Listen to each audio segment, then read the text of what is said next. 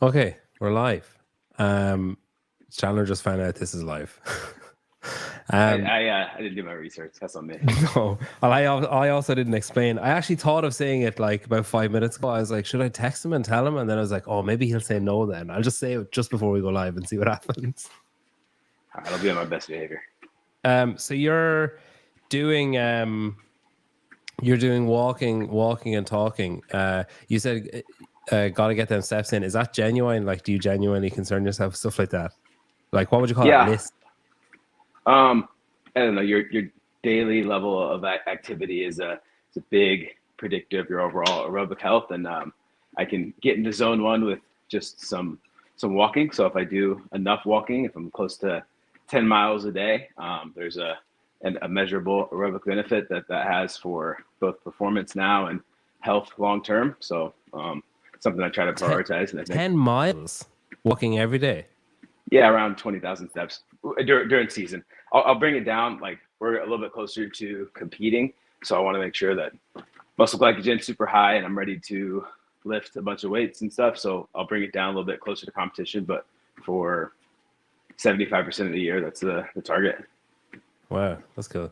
This is an amazing comment from Vindicate. Is Chandler glitching like a GTA character walking from Oh, yeah. I'm just like I'm walking into a wall. You know, like when you're playing a Yeah, yeah. game, they just You teach you just the run around walking in motion. circles, being like, "Why is this guy not moving?" That's where I'm at. So you're based in San Diego, is that right? Yes, sir. And is that home or is that like in season home? I guess it's home. I grew up everywhere. I don't really. My joke is that I always claim home is whatever's convenient. So if I meet somebody from the West Coast, I'll be like, "Yo, I'm from San Diego." Meet someone from the center of the country, I tell them I'm from Kansas City. I went to high school there. Someone from the Northeast, say I went to college in New York, or that I was born in Florida. If it's someone Southeast, so I'm all over the place. But for now, Jesse and I are here in San Diego. And what's it like? So you've lived in all those other places. How does it compare? Like to be honest, like being 100% transparent, I have no form of reference for any of the cities or places that you mentioned, other than like Dorothy, Wizard of Oz, and everything I've seen on TV in New York. Um, what as comparisons, like say, is San Diego like laid back? Is it busy like compared to the other ones, or what's the kind of vibe? I think the main thing that separates San Diego from other places is that it's got really good weather. Like it's not 70 right now, but it's one of the like more sunny places in the United States, and it doesn't ever get super hot, doesn't ever get super cold. So that's the main thing. Everyone will always say like people drive crazy here or in wherever place they're at, but the real people are pretty much the same anywhere you go on the coast at least. But it's just a little the weather's good here. That's really the only difference.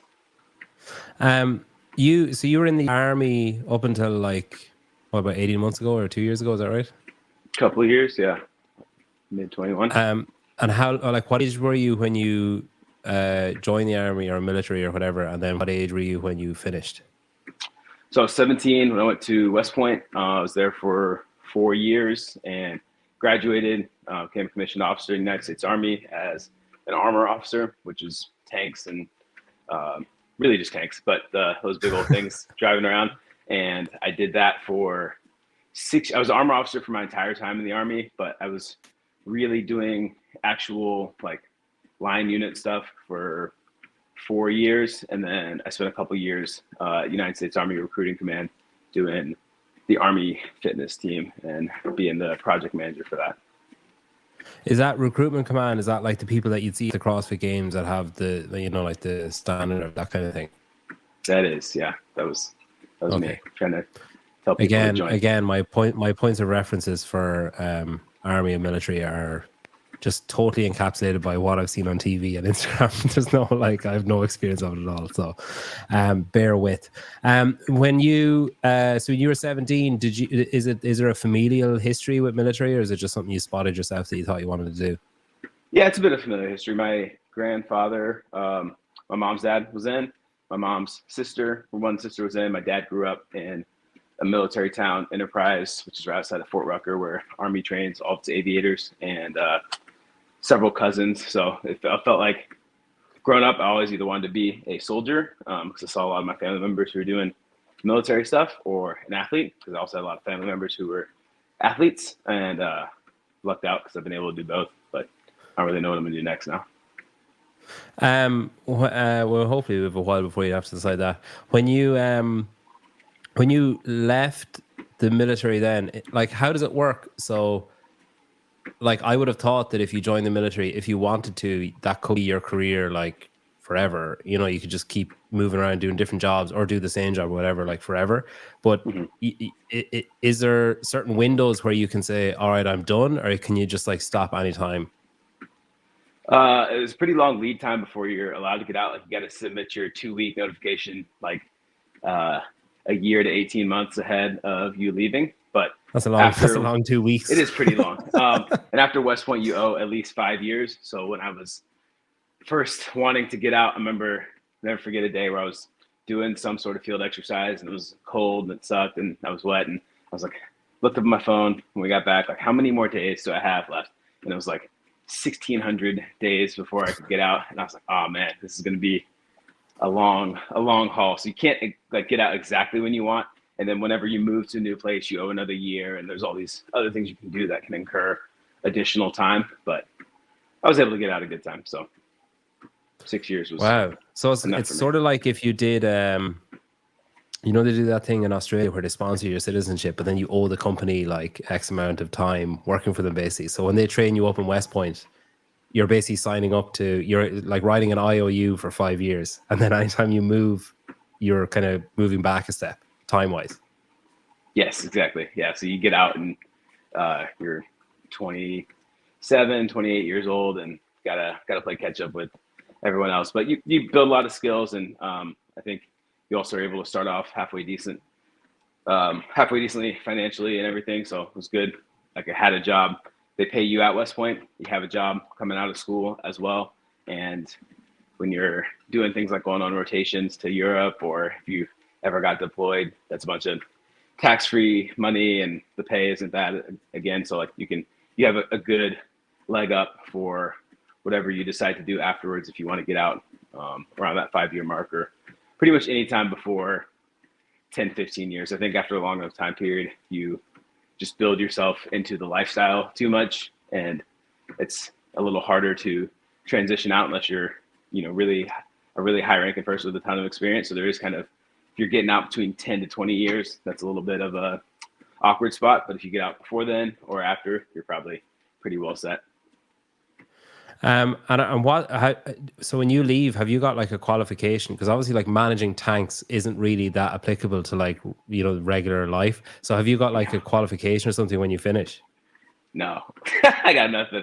There's guys who pick like smarter branches than me. Like if you're an engineer or if you're an aviator, then you can take, a lot of aviators get out of the Army, they go fly for commercial airlines. Or, you know, if you were an engineer and you oversaw building projects or something, like those are tangible, valuable skills that apply to other places. I was a tank platoon leader and an infantry platoon leader. So I think there's a lot of like knowing soft people skills and how to organize groups and lead smaller size units. And that does translate well. But like, I know how to change track on a tank, and that does me no good for any other job that I'll ever have. So yeah, it's hit and miss.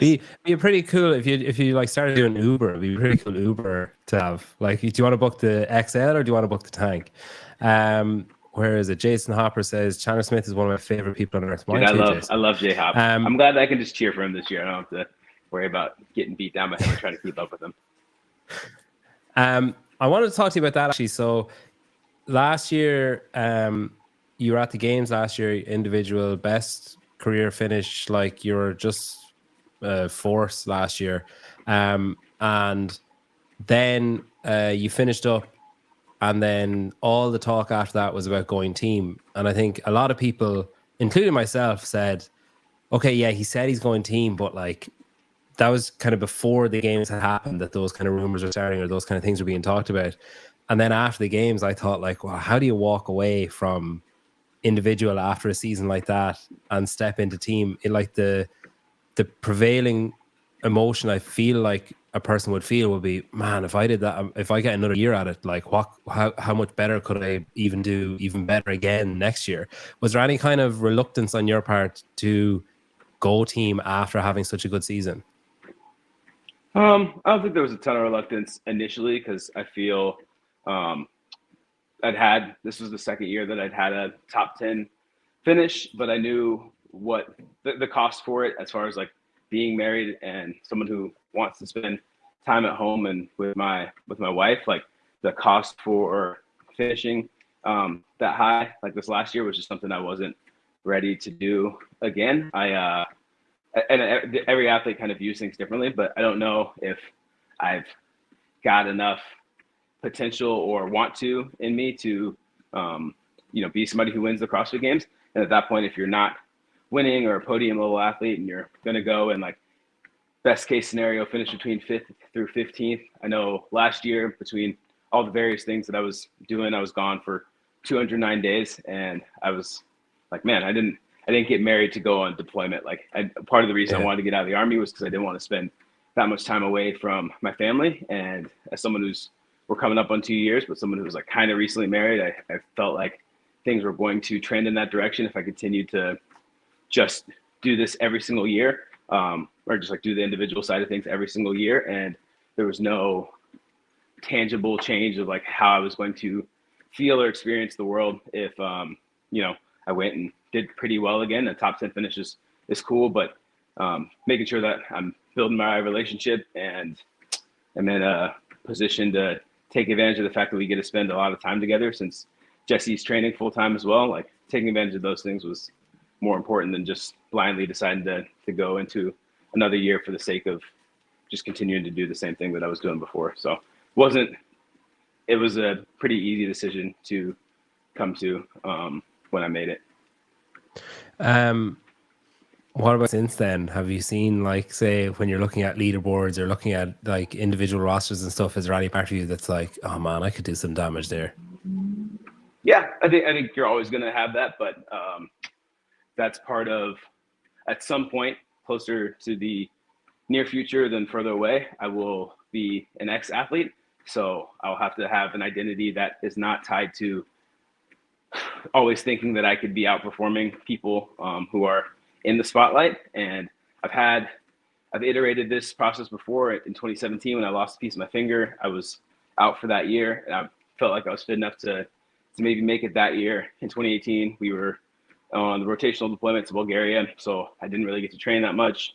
Same thing that year, and then when I got sick in 2022 at semis, there's always been all these times where I'm like, man, I know what I could go. I feel like I could go and win this workout or do well at this event or whatever. But I think it just makes you relish the times where you are in that space, and people do have those expectations. Like it makes those a little bit more important. But I think I have to be just as accepting of the times where I'm just cheering for Hop or just hoping that my friends go and do well, because that's going to be a lot more of my life, and I don't want it to come as like a shock whenever I'm done competing, because again, I'll spend most of my life as an ex-athlete, a lot more of it as that than I will as an athlete.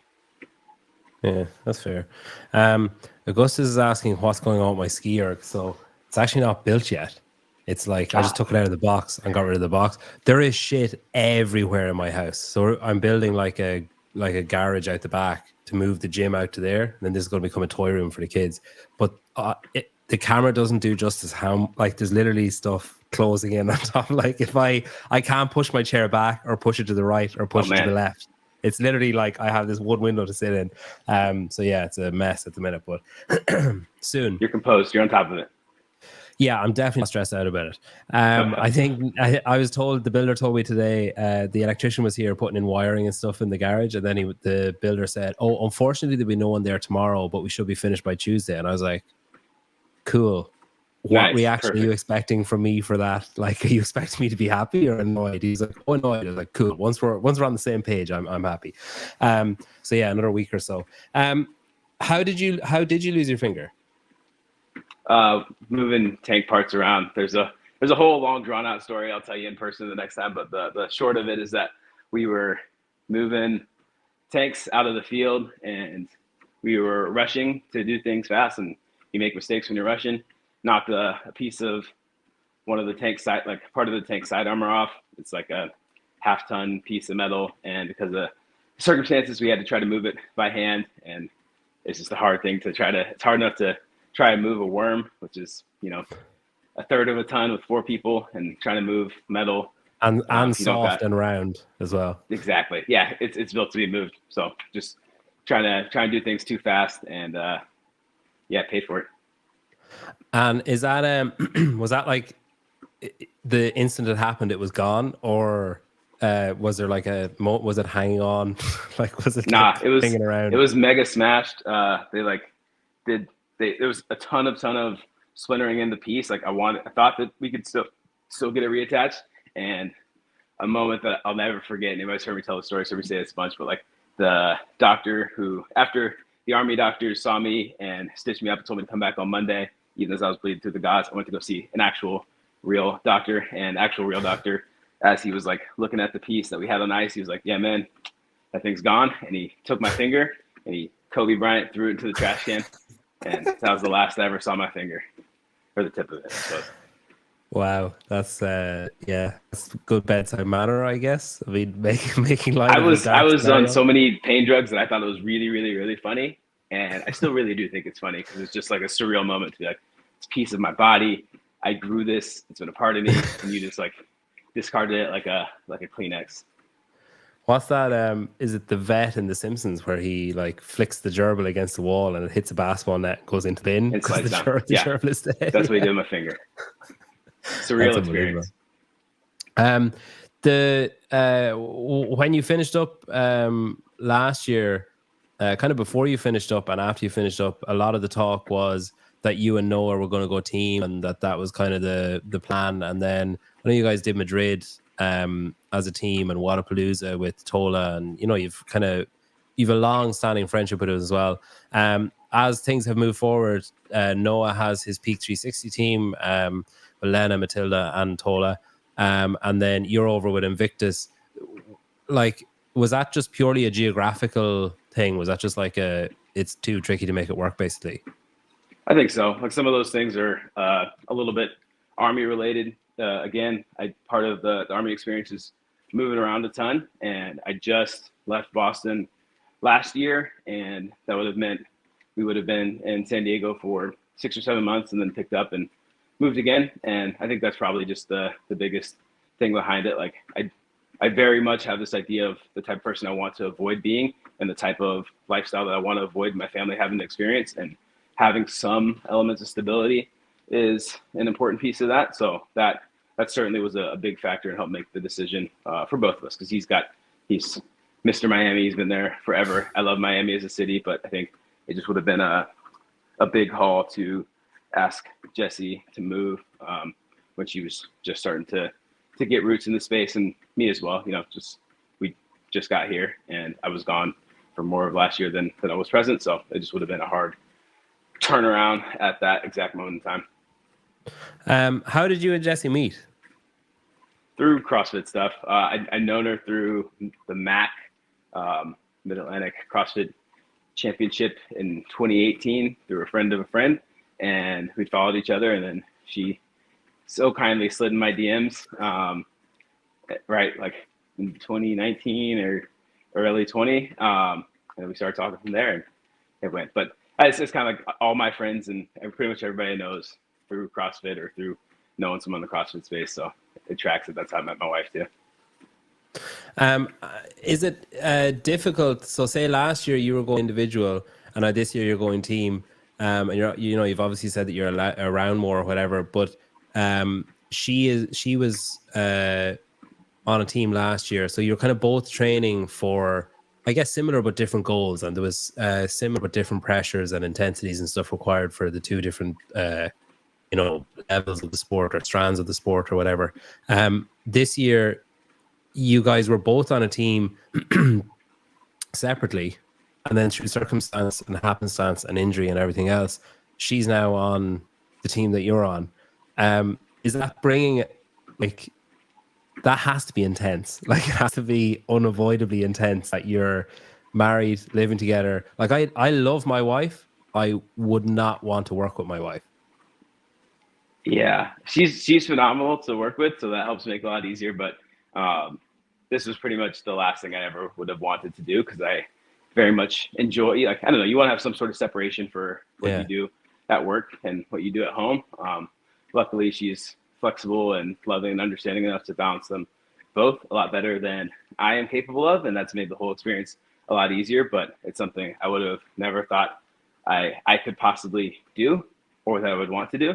So I'm just glad that she's cool enough to make it work because it is there's I don't know there's a lot to it that is not it's hard to have if you have a bad day at home, you still got to go have a good day in the gym. Or if you have a bad day at the gym, you still have a good day at home.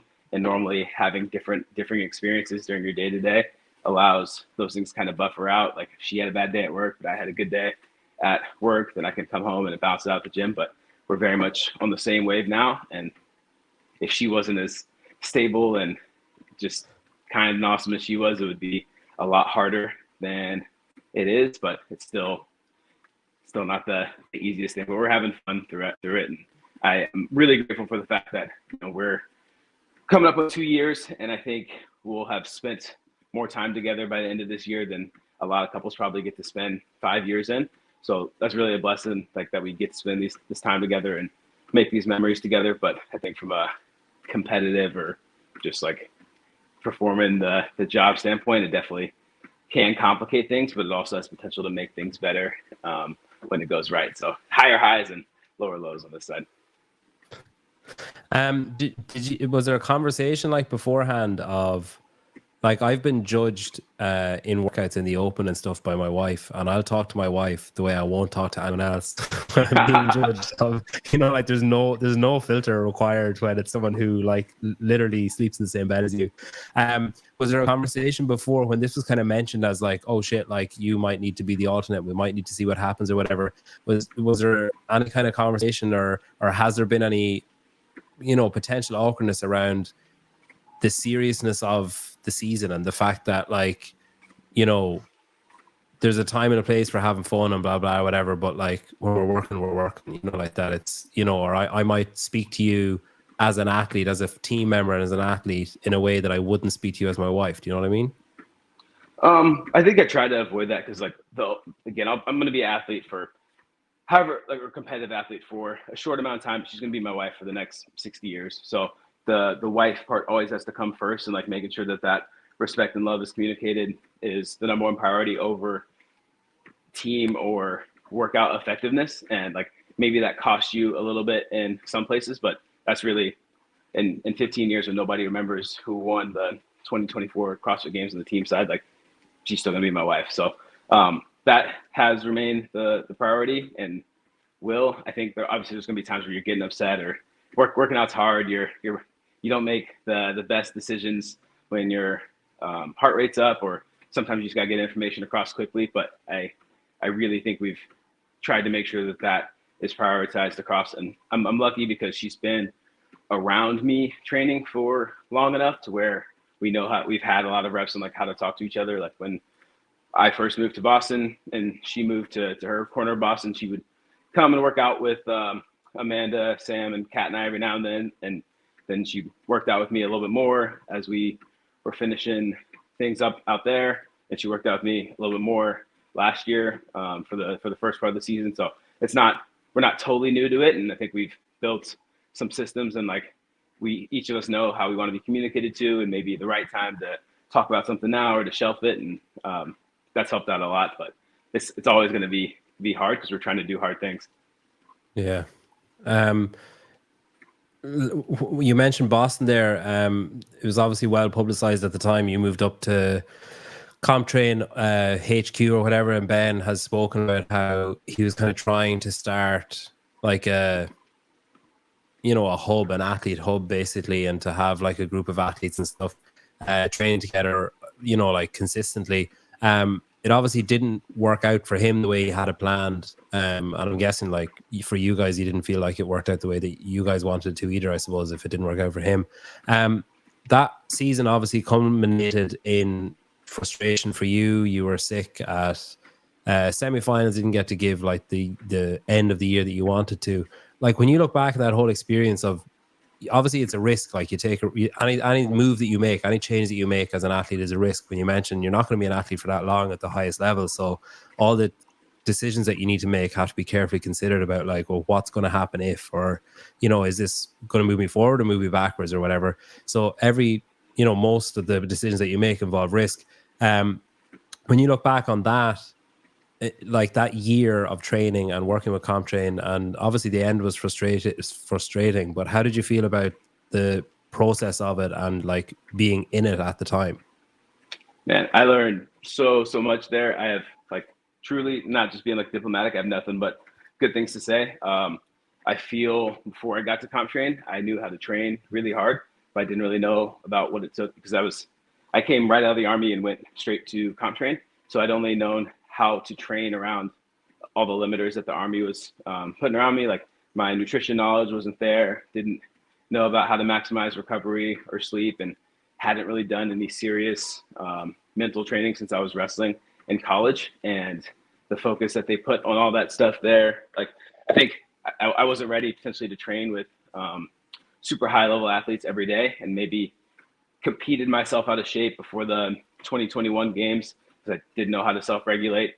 And then in 22, we had, obviously, granted, it didn't go well, but before that, I'd been pretty fit and done well in quarters. And then after that, I also went to Rogue while I was still up in CompTrain and did super well. So I think a lot of the base of what I've done since then was built there from like understanding, again, mentality, nutrition, recovery, sleep, and also just knowing how to lead and work with people. I think Ben has a really great mindset, and he had a really great crew of folks around him. But yeah, the athletes taught me a lot, and I learned a lot from him. So, you know, the results are always going to be subject to change, subject to workout order, and kind of something that's a bit of an uncontrollable. But as far as developing my capacity to react to those unpredictable things, I think I wouldn't be in the position I was in now if I hadn't been out there. So it didn't end awesome, but they took care of me while I was up there, helped me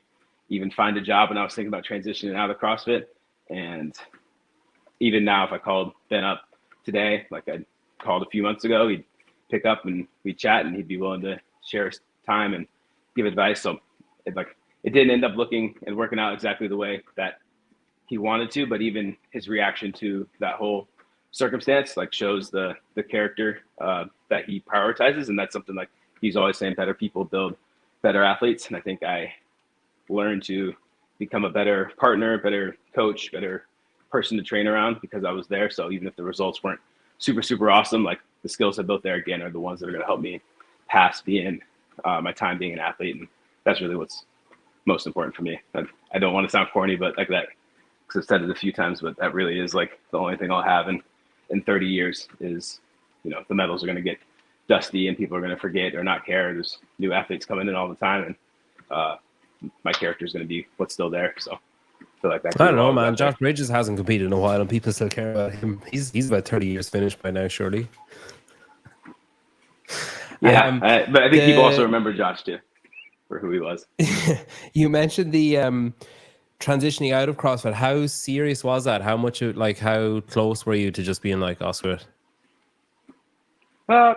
Pretty close. Like we came out here to run the qualifier because I knew, like my buddy Matt, who was my coach last year for the games, was telling me that some of the guys out here were fixing to do the qualifier. And I think having administrative space to help you run qualifiers and that sort of stuff is super important. Like we saw people getting the no reps and stuff this year in quarterfinals. Like you just want to have a good crew to do that. So I was like, all right, well, I competed a little bit this summer and I still have contracts that are going on. So let me go out there and do that. But I'd already signed on to work for a local school in Boston, and it was a super cool gig. There was going to be an opportunity. I was helping out as a strength conditioning coach, associate strength conditioning director, and there was going to be an opportunity to do some coaching of the wrestling team, which is like my dream job.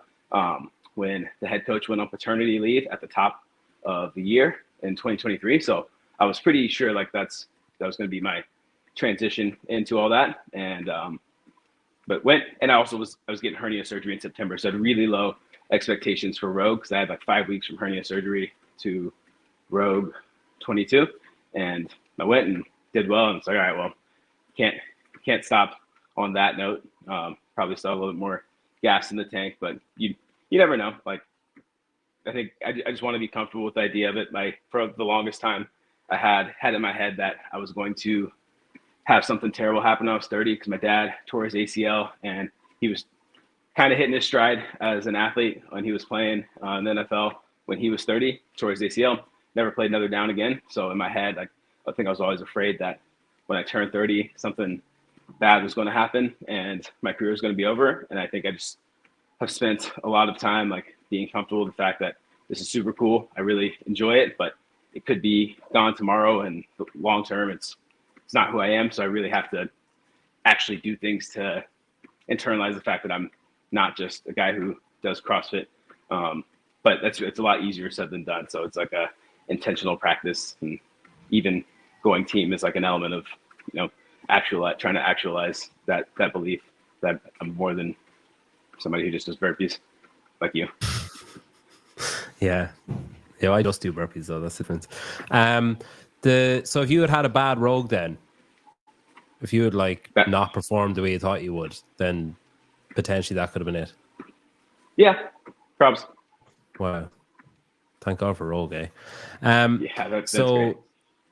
You had ComTrain, and then you moved to San Diego Rogue, and then you were like, okay, let's go see what happens. And then how did Matt? How did that really? You guys were friends first, and then he was just like, "Oh, I can help you out." Is that kind of how it started, or did you ask him to help you out? No, we just talk a lot.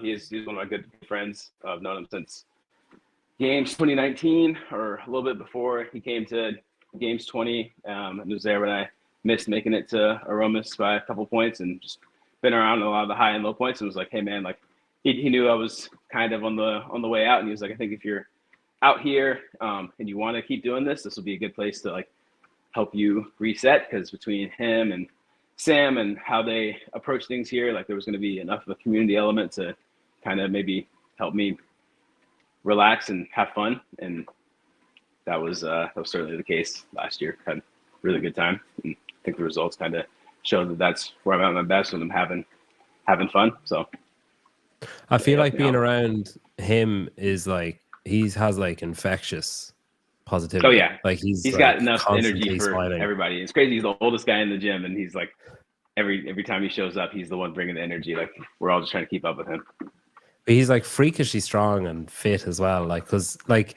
most people don't get both, but like he's crazy on machines, and then he's like just stupid strong as well.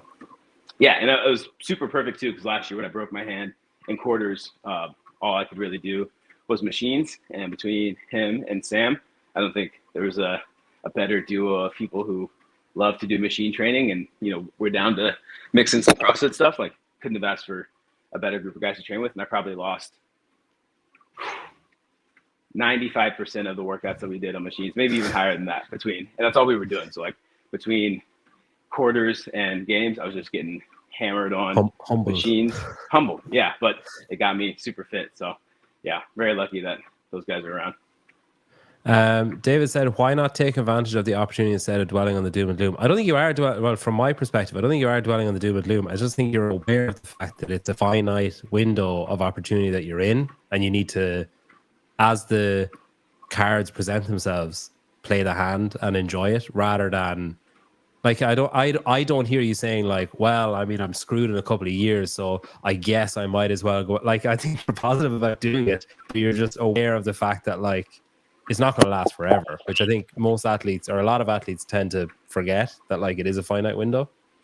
Yeah, I wish I was communicating it better, but I'm not bummed about it. Like, these are all choices I'm making. I think folks also don't realize like when you say the opportunity, like there's also opportunities that are lost. Like, I'm only going to be young and able to, if we're going to have kids soon, and at some point, like my opportunities to travel or spend my working hours with my wife are going to decrease. So like there's an opportunity cost to everything that I'm doing. And there's the other opportunity. There's more that I view that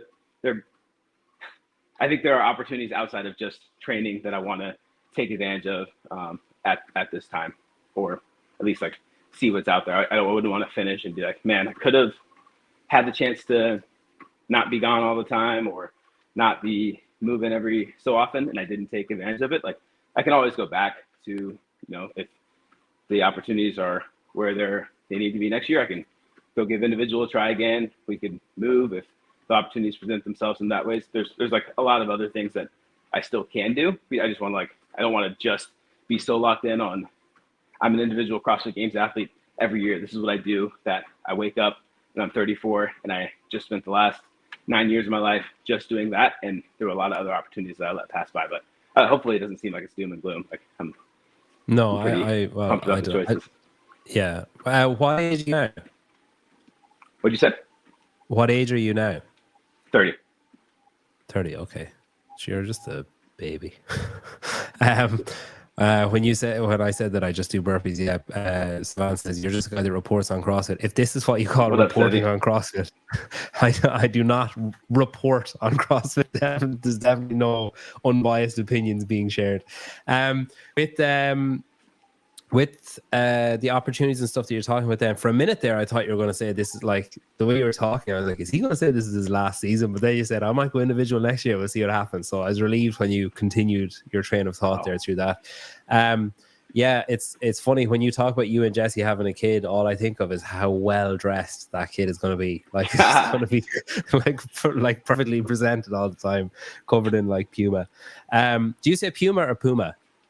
We say Puma. Josh tells me that's wrong all the time. I know over out your guys' way, you guys say Puma. Puma, that's how. Yeah. So I guess when I'm around you, I can say it like that. EW.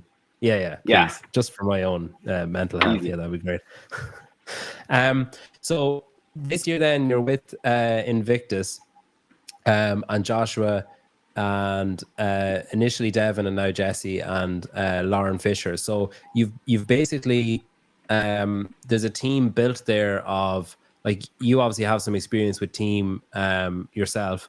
Joshua has he's got the medal, like he's done it at the highest level.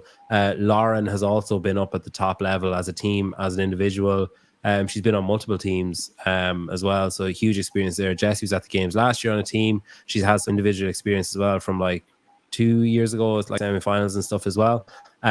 Cool, still hands down the coolest outfit I think anyone has worn at semi-finals was her. That was at Granite Games, I think, was it? Jersey game.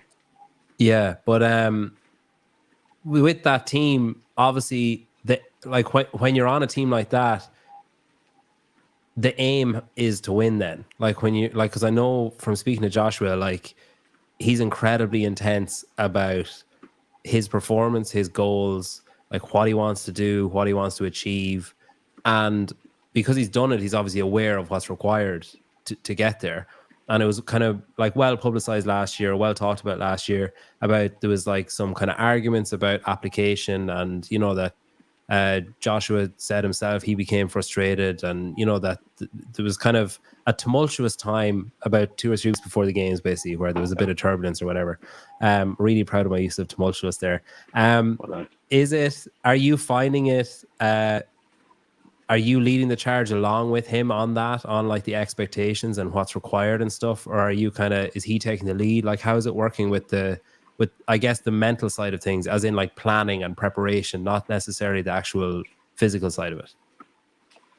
I think we both have different ways in which we lead, and everyone's got their role in the team. I think I do more of the admin side of things, but when it comes to team specific strategy, Josh is the one who's got the experience, and I defer to him on all that stuff. I'll maybe push out like schedules because I'm kind of administratively and organizationally minded like that. That is one thing being a project manager for a similar type of organization will prepare you for. But I mostly defer to him. He's got the mindset of a champion. Like he is someone I think if you put any team he's on, even if it looks like 1 + 1, you're going to end up getting 3, just because he knows how to get the best of everyone around him and himself when it's time to compete. So when it comes to stuff that's related to competition, like I go with what he says, and we kind of all ride his energy, because he's got enough self-belief for me, Lauren, Jesse, you, probably everybody in the Western Hemisphere. So, yeah. Yeah, it's funny. Like when you were saying he could win, I genuinely was thinking I'm pretty confident that I could sub in for Chandler, provided there's no like synchro gymnastics or minimum work requirement for a team member. I'm pretty sure I could sub in for Chandler, and Joshua would still find a way to at least podium. And I think that's important too. Like even as we had to go through all that stuff, and like Jesse on the team, I feel like that's not the plan. She maybe doesn't have the same experience or skills that that Devin has, but Josh didn't waver at all, and I think that kind of was enough for Lauren and I to still be convinced like that. This is something we're still in it to win it. We're not just going to participate now that we lost our probably best athlete.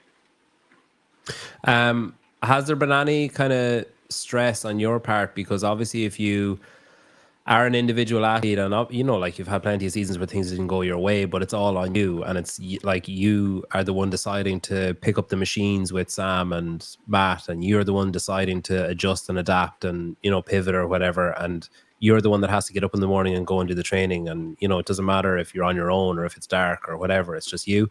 But when you're on a team, there's obviously going to be periods of time or multiple periods of time per day where the four of you are expected to train together and the four of you are doing something together. That's often led to frustration for people on teams where they're like, shit, like it's not just me now. I'm relying on that person being here at the same time as me, or putting in the same effort, or pretending they're able, pretending they're motivated today, even if they're not, or whatever. Has that been an adjustment for you, like relying on three other people and not just relying on Chandler Smith? No, I think I guess a slight adjustment because I haven't done it as much on the CrossFit side, but from the looking on the longer time horizon, like most of my life, I was a part of teams, and there's a phrase that they say in the Army that's one that always stuck with me, which is that like you go to war with the Army that you have, not the one that you want, and that's true of any organization. Like ideally, you would have the best microphone in the business and the best camera in the business and the best internet service and your movers with a cane, but like we don't live in like an idealized world.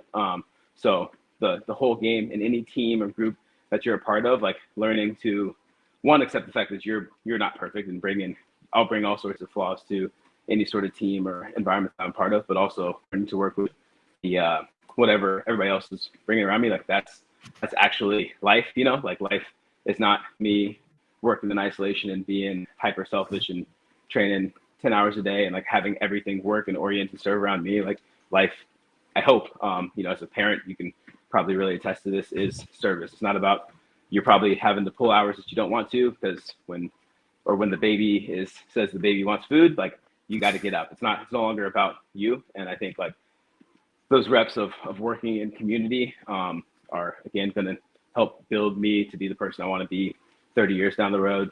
So it's kind of an adjustment period, but it's a return to what real life is, which is working in community, and kind of return to what CrossFit is as well, because CrossFit at its best is community oriented. So adjustment, but a positive one. Seth from Jump Ship, someone asked if you have a program for you when you were at Misfits, and you said one of my all-time favorites. Actually, this is something sorry. Go on, yeah, go on. I don't ever like super get to hype up all the people who helped me out along the way, but right out of school, I did some stuff I followed Invictus for 2015-16. Ended up trying to sign on for Think Tank. Max was awesome. Max is still one of my good friends to this day. We talk every couple of months, and every time we're in person, we'll hang out for a while. But couldn't end up doing all the stuff he was asking me to do because it was a lot, and I was just doing Army stuff at the time. So switched over to Misfit, worked with Seth, and worked with Drew for a little bit too over there. Both those guys were awesome, taught me a ton. And when I was deployed, had the chance to learn from a guy named Matt Whipke, runs a program called the Gains Lab. And then from there, went to CompTrain, and then now I'm back here in Invictus. But probably missing like some of my early coaches and everything before too. But I feel, I don't know, you never get the chance to thank all the people. Seth was super awesome, and he's another guy like during a time, I think when I came back from deployment in 2018, was all sorts of stressed and, not really thinking I had much of a future in the sport again. And he helped get my head on straight and set me up for the 2019 run mentally. So shout out, Seth. Sorry. Yeah, he's kind of annoying. I could just stop talking there. He's kind of annoyingly, like, I remember before I got talking to him, I kind of, maybe I'm just like a negative person, but I was kind of like, oh, I'm not going to like this guy. And then after I got to know him, I was like, God damn it! Like he's a nice guy. Like I really like him. He's like got a good positive energy, and he's funny. And like it's just another case. Like you're saying that a lot of your friends that you've made are through CrossFit. It's funny that a lot of people that I've assumed, oh, I'm probably not going to like this guy, but I'm just a miserable prick. Maybe that's why. And then I get talking to them, I'm like, oh God, that's another good guy in CrossFit that I get on well with and that I vibe with, and that's kind of, it's just another name to add to the list. Where were you deployed in 2018? We went Eastern Europe, so we bounced around. We were mostly in Bulgaria, but there's a country in Eastern Europe. We bounced around to it for training or just hanging out. We had guys in Romania, folks from the brigade who went to all the Baltics and did some train exercises in Germany, Hungary. We were everywhere. So, and what's the purpose of a deployment like that? Because when I think of deployment for the army, I think of like Iraq or whatever. Like, what's the purpose of a deployment to there? This is a rotational deployment, and ostensibly its purpose is to provide support to our NATO allies in the form of actual equipment and material that, in the event of aggression from the form of a certain Soviet successor state, that we would have their back and would be willing to support Article 5 and keep the tanks from this hypothetical place from getting too far into Western Europe. It's a hypothetical show of force. It's what it is. Yeah, it's like hypothetical. Yeah, it's kind of like if one of your friends is arguing with someone and you just kind of go and stand behind them, just let the other guy know, like hey, we're hanging around. Like I'm just right over here. Exactly. Yeah. Chase saying that I'm live from my public storage shed. Yeah, look, it's a dump at the minute, but it'll be great in like 2 weeks. So when you finished in the army, like, was there any kind of like, because you mentioned there that when you finish being a CrossFit athlete, you want to have an identity outside of that you don't want like that to be it, and to, have that classic professional athlete thing of where you wake up one morning and you're like, oh shit. When you left the army, was there an aspect of that when you left the military then? Was there like a bit of an identity crisis, or was it kind of seamless into CrossFit? I think so. Like I was in there from 17 to right before 27. So all my norms and morals and like idea of who I am and the people I've hung around as an adult are all from that space. So it takes a while. Like I still would say I'm civilianizing in some aspects. Like, wow, even now. Oh yeah. Wow. There's all sorts of little things that you take for granted because there's such a shared culture, specifically at West Point, but in the Army as well, that like folks have an understanding. If I say, hey, I've got your back for this thing, I'm on your side, I'm on your team, this is what I'm doing. Like there's an understanding of like how significant that is, or if I say I'm gonna be here on time, or blah blah blah blah. And I think there's an adjustment period. I don't think one form is right or wrong, but just norms differ from place to place. Even being out here in California, California's different than Boston. Just like, oh man, you put up the place. I love maps, but you put up the place where you're from is Mullingar, yeah. Mullingar's probably different than Cork, right? Like there's all sorts of little things going around everywhere, and just kind of learning those norms is a constant process. But the ones that like the worldview and culture that shaped you originally or during your formative years, like that's always going to be a part of you. So I try to keep the elements of it that are positive and learn to fix the ones that maybe don't serve me anymore.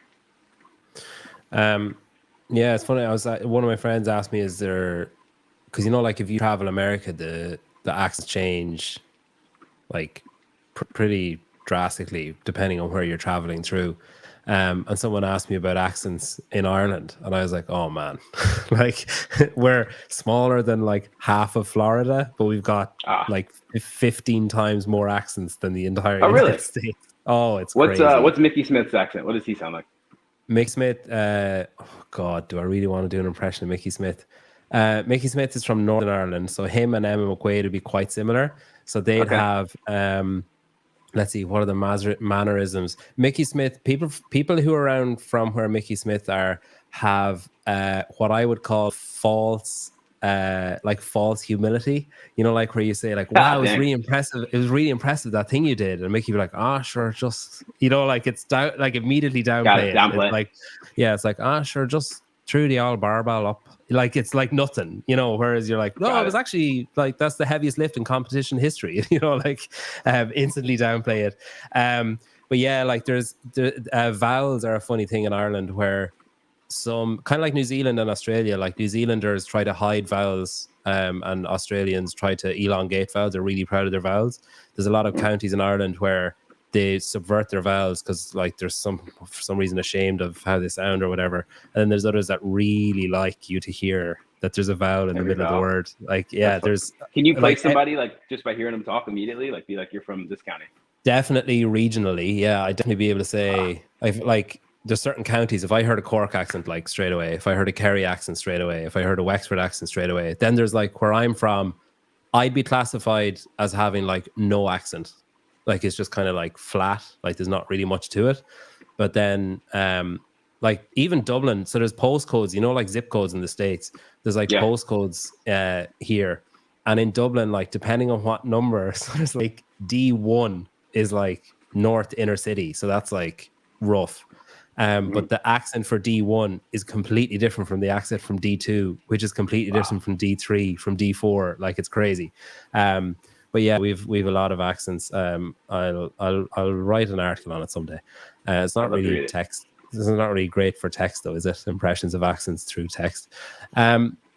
With your dad, you mentioned your dad there. He was an American footballer. Is that right? Yeah. What level was he playing at?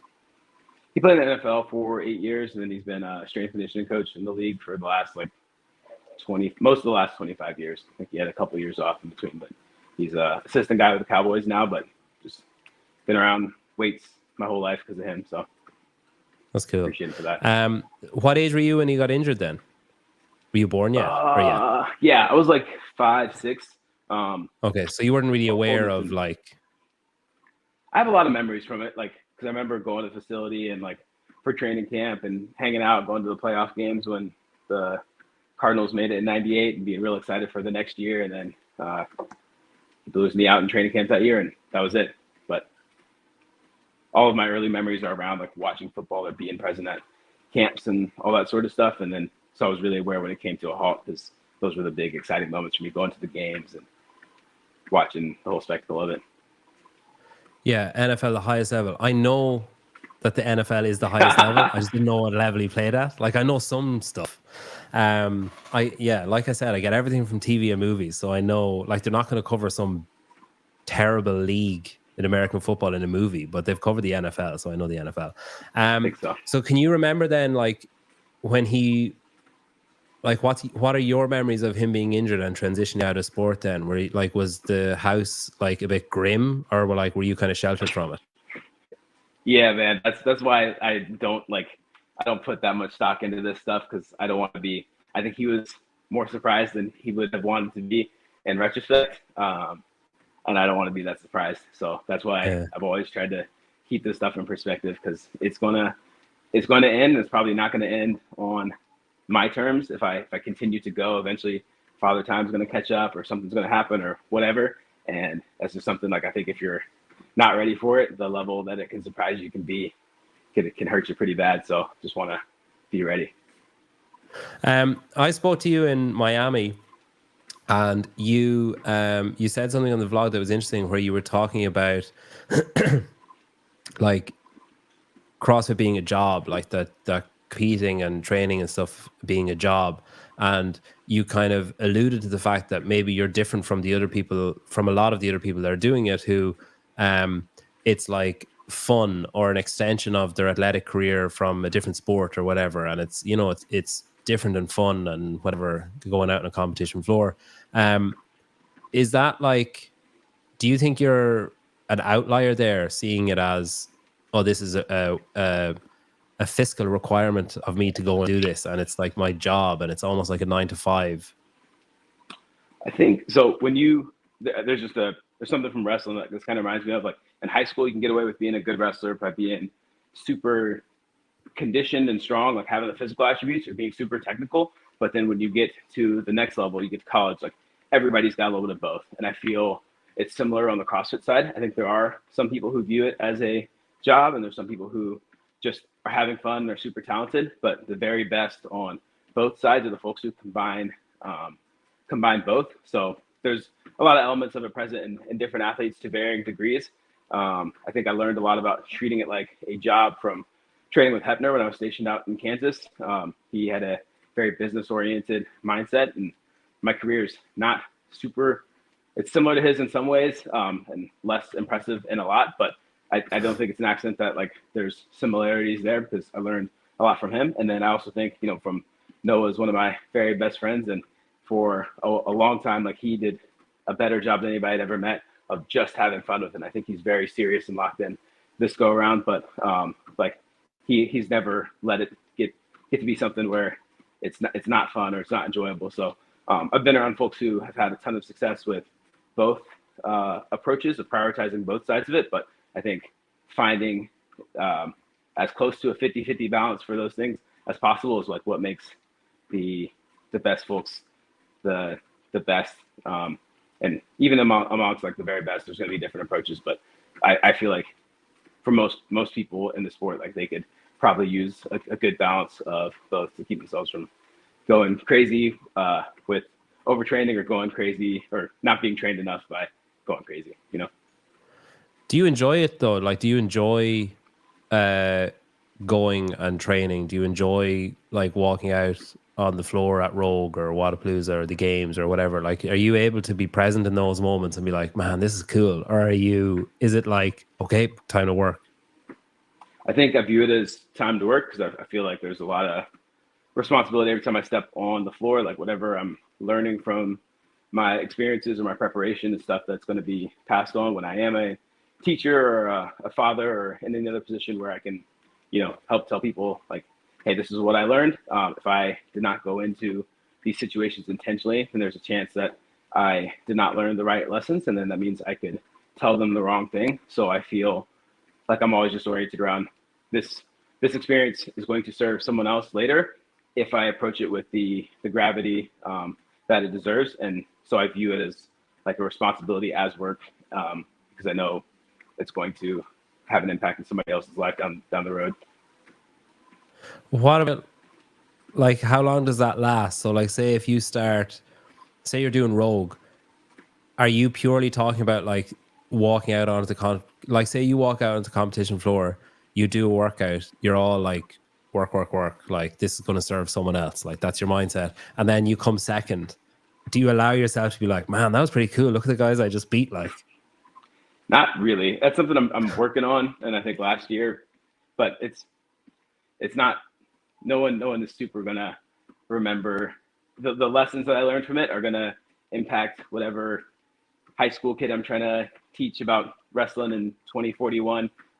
They're not gonna care that I took second in some competition they've never heard of, 17 years ago or whatever. Like they're just they want to know about my character. Am I somebody that they can trust? Like, are the lessons that I'm saying, do they come from a place of, care? And there's just bigger fish to fry. So I feel like the approach always flips from that, but I am learning to enjoy it because I want to be happy there's a lot of people around me who are happy when things go well, and I want to be able to honor like the sacrifices that those folks put in. But for a while, Noah would tell you, like after every competition we finished, I would always be super depressed for the next couple of days, because I was like, man, all right, now we got to go do this again. And it's going to be harder the next time because people have learned that much more about you, or whatever. It's just, the game always gets harder. It never gets any easier. And I'd always have this post-competition, like just downswing. And I am kind of learning to be happy when things go well, because other people are happy because they also helped me get in that spot, but it's a work in progress. Yeah, I mean, I guess I'm not really one to offer advice, but like if you're going to suffer the lows, you might as well allow yourself to enjoy the highs as well. Like if you're going to allow yourself to become depressed after a competition, you might as well allow yourself to enjoy the competition enough to be like, well, I'm going to be pretty depressed tomorrow, but at least I'm enjoying this today, instead of staying on an even keel and then just having a dip and then coming back to an even keel again. You might as well, the odd time, just let yourself waver a little bit above the line of positivity. Right. Yeah. I've spoken to you about this before, but one of the things that I both like about you and still struggle and find frustrating is your lack of celebration when you do well in an event, like when you win a heat or win an event or whatever. You're like I'm kind of torn over your celebrations of so you've brought out like your your shrug, your like crossed arms, like I waver on my understanding of it. To initially I thought it was like well, what do you expect, I'm a pretty good athlete. I thought that was like what you meant by it, and then having spoken to you now, I figure that you mean like, yeah, whatever, like that. It's literally like whatever. Is that something that you're looking to change as well? Like, are you looking to allow yourself to celebrate a bit in the moment? Maybe if the other guys around me, I normally leave that to other folks. You'll see Noah. I think I did something at Wadapalooza that was semi-celebration, but I'm never smiling too much because I feel in CrossFit and in life in general, you're always right around the corner from getting humbled. So I think if you get too high on your horse when things are going well, then like if you win an event and then all of a sudden you go and you lose the next event, like I feel like you just look pretty silly. So I've tried to never let too much emotion cross my face. I'll celebrate, but it is something where I'm always like trying to like keep it kind of stoic. Cause I feel like if I'm too happy when things are going well, then that probably opens the door up for more people to pile on and be like, you suck when things are going bad. Maybe that's imagined, but the face really does say it all. Cause I'm like, it's just never like, yes, I've done it. Cause it's never done. Right. There's always another thing that's coming up, and that other thing, statistically speaking, for CrossFit, if you've done well at something, you probably know the next thing is not going to go well. This reminds me, like this last year at the games, I think I was sitting in third going into Sunday, and I was like, man, what haven't we done yet? And I was like, we've done everything I'm good at. And I was like, there's nothing good coming for me down the pipe. So I was like, I better just hold on. And I was sliding all day. Like I finished whatever seventh, but I was like, I know what I'm good at. I felt like I had a good run of workouts, and sometimes you get good bounces, sometimes you get bad bounces, but that's why I try not to sell too hard when I get the good bounces, because the bad bounces is coming right around the corner. It's funny, like I'm imagining, like Josh was fond of a good celebration. Yes. And I'm imagining him, Lauren, and Jesse, like, jumping, like, and you're just nothing. Like I would find that absolutely. I know you're a man who appreciates humor, especially like I think that'd be hilarious too. I think that might be my absolutely hilarious. Just like not even like literally just standing still, and they're all like jumping and high five and just like absolutely like nothing. Like a glass lake, just like nothing happening. Or my other suggestion is to really, really over celebrate something that doesn't really warrant any celebration at all. Yeah, like you come like third in a heat, and it's just like way over the top. Like you want the commentators to be like, "Wow, Chandler Smith appears to be confused over the." Like you want, that's what you want. That would be good visual humor. I'll save that one for later. Yeah. How far have you walked? I'm at 7,000 steps, so I guess like 3.5 miles. That's not bad. So you've mentioned a few times that your plans after, like changing over, is teaching or coaching, are they the two? That's kind of where your head is. If you want to make an impact on people and the next generation, like you have a chance to make both a good qualitative and quantitative impact when you're helping young men and women. And I think sports are a great teacher of a lot of the values that you want to pass on. So by teaching what you can give them actual knowledge, and then the skills and like softer skills, I think, are taught through sports, and learning how to be members of a team and learning how to work hard for something and make goals and build plans to get them. I think sports can help teach a lot of those. So that's like my dream. I want to be able to positively impact a lot of folks in the next generation by doing that. Are you doing a bit of coaching and programming with Invictus now? Am I right in saying that? Yeah, helping. What's that? Mostly helping run the show with the in-person folks. Like Holden's the head guy, but he's coaching. He does a ton of the online program, and I help out a bit with that. But he also in between all that, he's running the show for the athletes here. But we got 4 teams going to semifinals, and a lot of those athletes are folks with long-term CrossFit aspirations, and so try to help bring organization to the day-to-day, but also like help those folks along the way, because a lot of them are trying to get to the places that I've gone, or I've been around people who have maybe been to the places they're trying to go, and if they're open to hearing me, then I can help them get there, and that's really fulfilling. Do you feel comfortable in that role? Like people coming up to you saying, "Hey, what would you do here?" or "What's your advice for this?" Yeah, for sure. I think that's what I'm there for, and I feel I ask those same questions to Travis, Mayer, to Noah, to everybody that I've been around for the 10 years I've been in the sport, and they were gracious enough to tell me and help me. So the knowledge is no good if it dies with me. Like it's the purpose of them passing it on to me was for me to pass it on to them, and then hopefully those guys will pass it on, and it just makes the whole space and community that much better because I played my one tiny part in continuing the lineage of passing on the right way to do things. You don't do a lot of interviews, like you don't do a lot of podcasts, a lot of shows, a lot of like talking in general. Is that going back to the, like, are you worried about how you'll come across or what you'll say or something, or what you'll be asked, or is it coming back to what you're saying about not celebrating something because you know inevitably around the corner people will pile on? Like, is it that kind of mindset, do you think? Probably a combination of both. Yeah, I'd be lying if I was like I'm not worried about what people say. Like, and everyone is, you're always able to see what folks are saying. I don't want to give people any more ammo to if they have negative thoughts. And I feel like the positive impacts that I can make are better made in person. So I love any sort of like in-person thing. I always do in-person activations. I think even with like social and my sponsorship stuff, like the actual connecting with folks and being able to talk or leave people with something kind of like tangible, like leading them through a workout or something, like I much prefer that over sending stuff out to the internet where there's no nuance and you could be misrepresented or whatever. I'm definitely a little bit afraid of that, but I also, I don't feel like I got anything that other folks don't. Like you could and probably should be interviewing Noah at this time. If you ever got me on, right, there's somebody who's done more, who's done it better or whatever. So I just don't see myself as that dude. And I don't like to take the spotlight if I feel like I haven't deserved it. I think there's been a lot of times where I have maybe gotten more shine or attention than I've deserved, and that doesn't really sit right with me.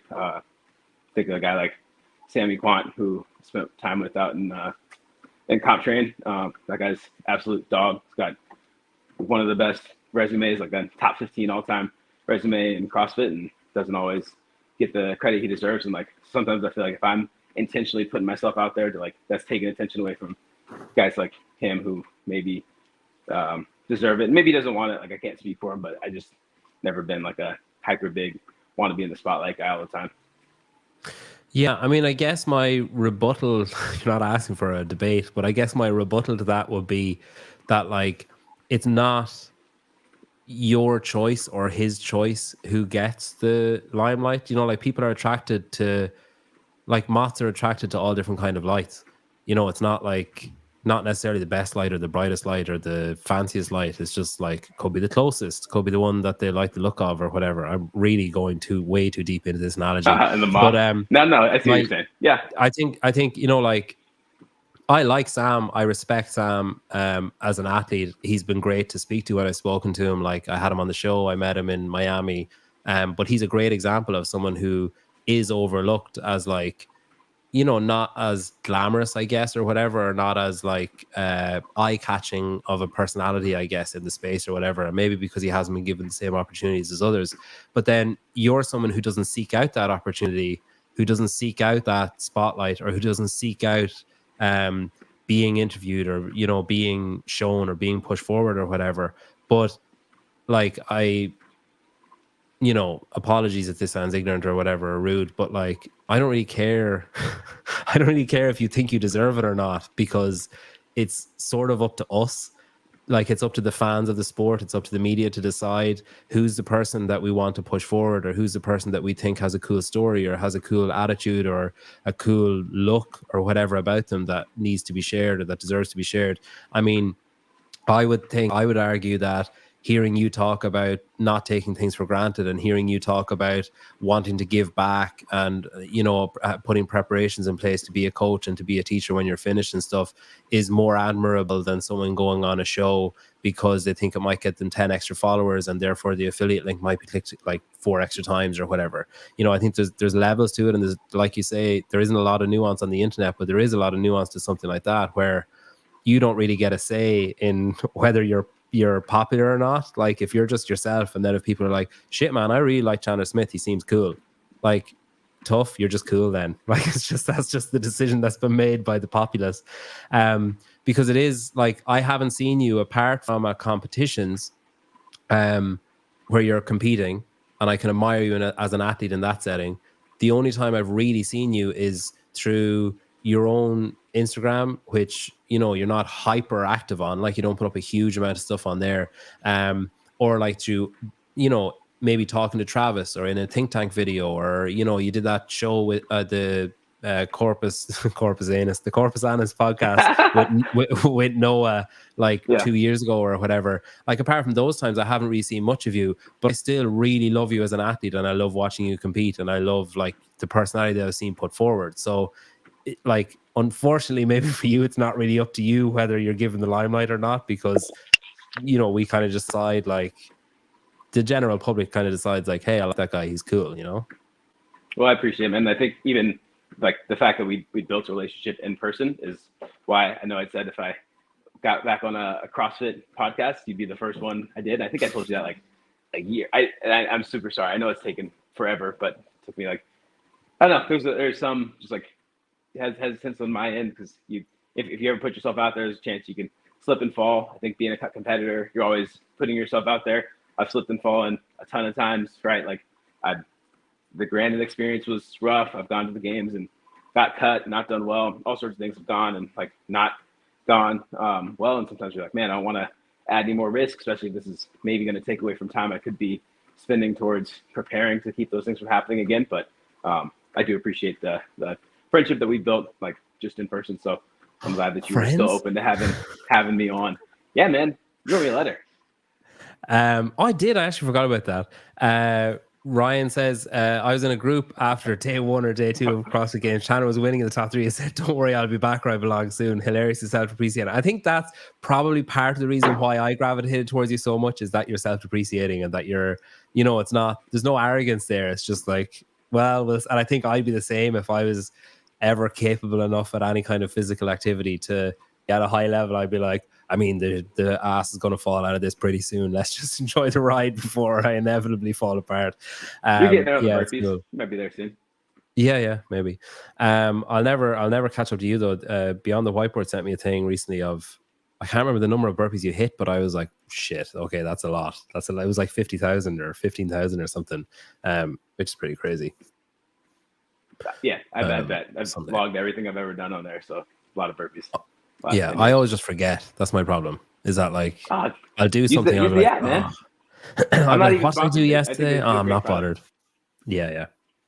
It is actually cool. The thing that I don't like about the app, and I've said this to Mo as well, is when you log, like, you log a workout, like say burpee and assault bike, and it has the little GIFs. Like the little guy doing the burpees or whatever. I don't know why, but it really angers me. I don't know why. I just, there's an irrational hatred of I just feel like it's mocking me or something. I don't know, because it's doing burpees faster than I did or what, but it's just like, it's annoying. Too. Yeah. Well, listen, thank you for giving up so much of your time. It's been like, I know you said I waited, and I would have waited another 2 or 3 years. I've been looking forward to this for a long time. It's been great. I genuinely have it on my list of goals for the year to have you on the show, so I can mark that off now today. You've given me something to do later on. Thank you to everyone in the comments as well. Congrats on everything you've achieved, and best of luck this year with the team. I hope everything goes well. And yeah, I hope, you're saying, a few years, whatever. I hope you've a long and illustrious career still to come in CrossFit, because you're a pleasure to have around the sport. I appreciate you, man. Thanks for making the time as well. I'm just trying to invade my time until I get to be like you, get to be a dad and teach the youth and all that cool stuff. So I appreciate you sharing. You can have one of mine. I'll send one over. You can. All right, I'll ask you Jesse. Can take one. That'd probably be more fun than doing CrossFit. But yeah, thanks for your time. And